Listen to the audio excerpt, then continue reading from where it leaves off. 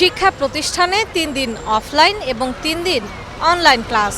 বিষয়টি নিয়ে এটিএন নিউজের নিয়মিত আয়োজন আমাদের কথা অনুষ্ঠানের আজকের পর্ব।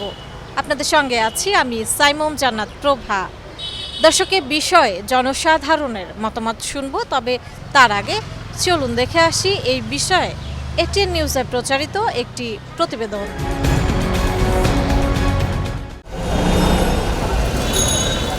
সকালে এবং বিকেলে রাজধানীর বিভিন্ন এলাকায় স্কুলগুলো ঘিরে থাকে দীর্ঘ যানজট। বেশিরভাগ স্কুলে নিজস্ব পরিবহন না থাকা এবং ব্যক্তিগত গাড়ি ব্যবহারের কারণে যানজটের সৃষ্টি হয়।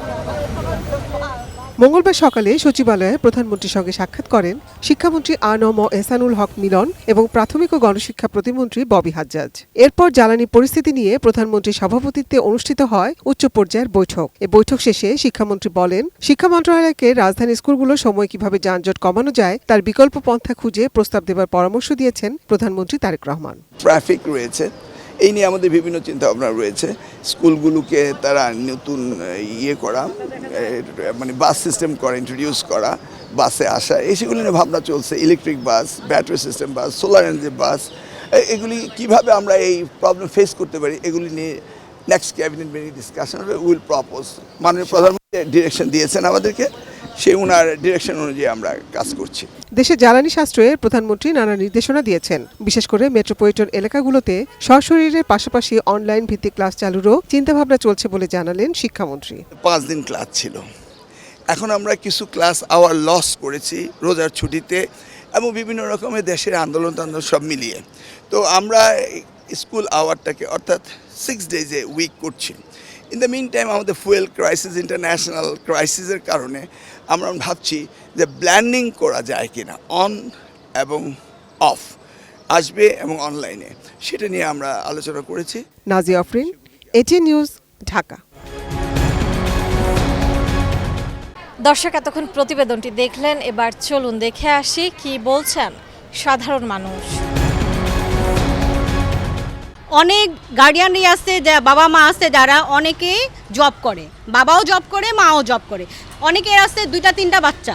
এরা কি করবে? বাসায় এতগুলো মোবাইল কোত্থেকে আসবে? আর আমাদের বাচ্চারা গ্যাজেটে আসক্ত ছিল প্রিভিয়াসলি, আমরা সেটা নিয়ে অনেক সাফারার। আবার নতুন করে সেটাই হচ্ছে, কিন্তু ঘুরে ফিরে আমরা সেই অনলাইনে আসছি, বাচ্চারা সেই মোবাইলে আসক্তই হচ্ছে। আমরা কয়টা বাবা মা এটা অ্যাফোর্ড করতে পারবো? একটা কিছু অ্যাক্টিভেট হয়ে যাওয়ার পরে আপনারা আমাদের কাছে আসেন জনমতের জন্য, কিন্তু এটা করার আগে কেন জনমতটা নেওয়া হয় না? আর প্রথম কথা। দ্বিতীয় কথা হচ্ছে, আমাদের বাচ্চারা কিন্তু গিনিপিগ না। প্রতি বছরই নতুন নতুন ব্যাপারগুলো আপনারা অ্যাপ্লাই করছেন, যেটাতে কিন্তু আমাদের বাচ্চারা ক্ষতিগ্রস্ত হচ্ছে। দেখি এটা হলে কি হবে, দেখি ওটা হলে কি হবে। আমরা এরকম কিছু চাচ্ছি না। আমরা চাচ্ছি যে শিক্ষা প্রতিষ্ঠানে আমাদের বাচ্চারা ঠিকমতো শিক্ষা পাচ্ছে কি না সেটা আপনারা দেখেন। আমি অনলাইনে ক্লাস করব, আমার বাচ্চা এমনিতেই সারাদিন বন্দি থাকে। সে যদি স্কুলে না আসে, সে তার বন্ধুদের সাথে থাকতে পারছে না, তার টিচারের সাথে ফেস টু ফেস কমিউনিকেশন হচ্ছে না।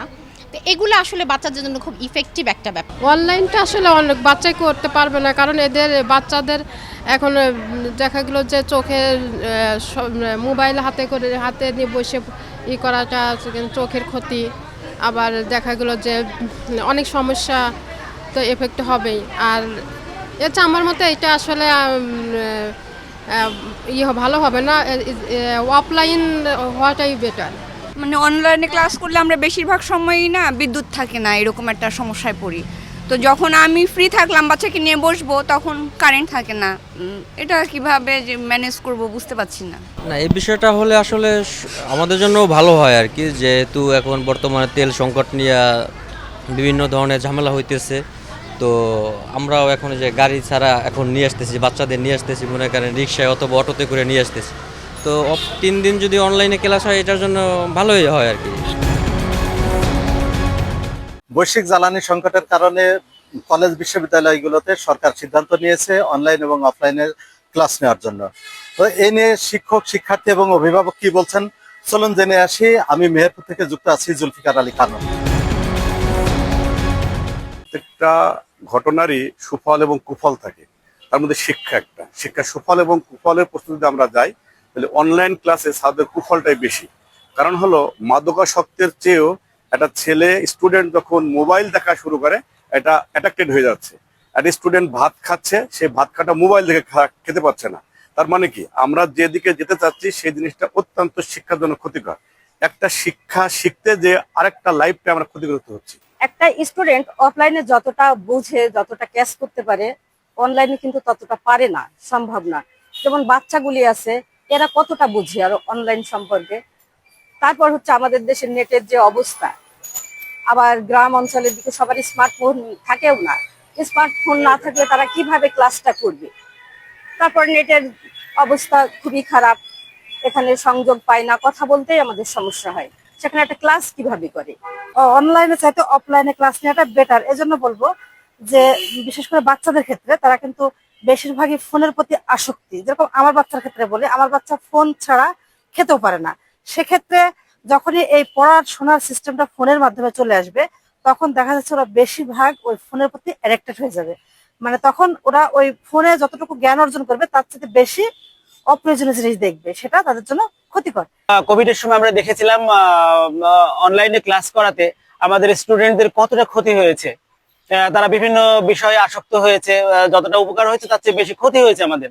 তা আবারও যদি সেটা আসে তাহলে একটা সুদূর প্রসারী ক্ষতির সম্মুখীন পড়বে আমাদের স্টুডেন্টরা, আমাদের বাচ্চারা, আমাদের সন্তানেরা। এই জন্য আমি সরকারকে বলবো যে আপনারা এটা পুনর্বিবেচনা করবেন। আমাদের ছোট ছোট ভাই বোনেরা যেভাবে এখন ফোনে আসক্ত, যদি অনলাইন ক্লাস শুরু হয় তাহলে আমার মনে হয় কি ওরা আরো বেশি হয়ে যাবে, কারণ মোবাইলে আরো বেশি আসক্ত হবে, ওরা অন্য কিছু করবে, অনলাইন ক্লাস না করে ফেসবুক, ইউটিউব এইগুলা চালাবে। অনলাইন ক্লাসের থেকে আমি অফলাইন ক্লাসকে বেশি গুরুত্ব দেবো, কারণ অফলাইন ক্লাসে আমরা স্যারদের সাথে বেশি সমন্বয় করতে পারি। স্যার আমাদের কোনো কিছু যদি বুঝতে অসুবিধা হয় সেটা আমরা স্যারদের কাছ থেকে ভালোভাবে বুঝতে পারি। আর এই বর্তমান দেশের যে পরিস্থিতি, ইন্টারনেটে খুবই সমস্যা, আমরা ঠিক মতো কথাও বলতে পারি না।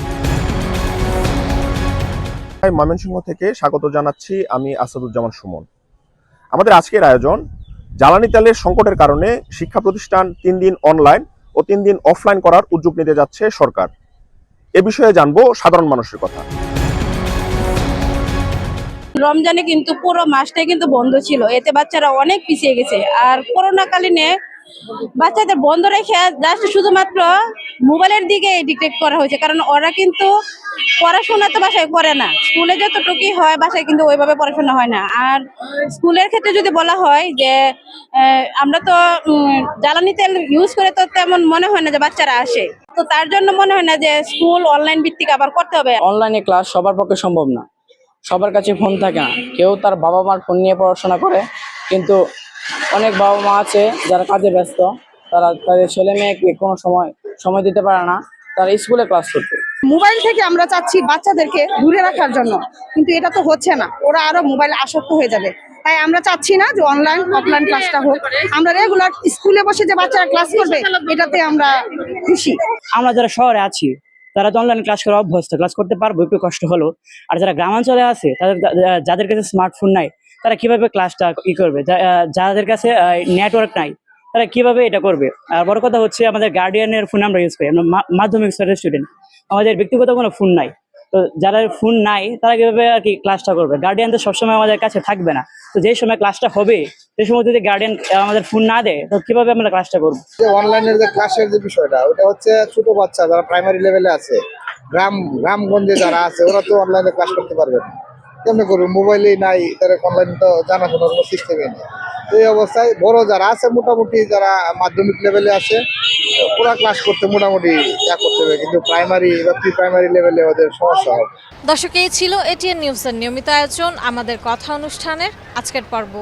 বিদায় নিচ্ছি আমি সাইমুম জান্নাত প্রভা।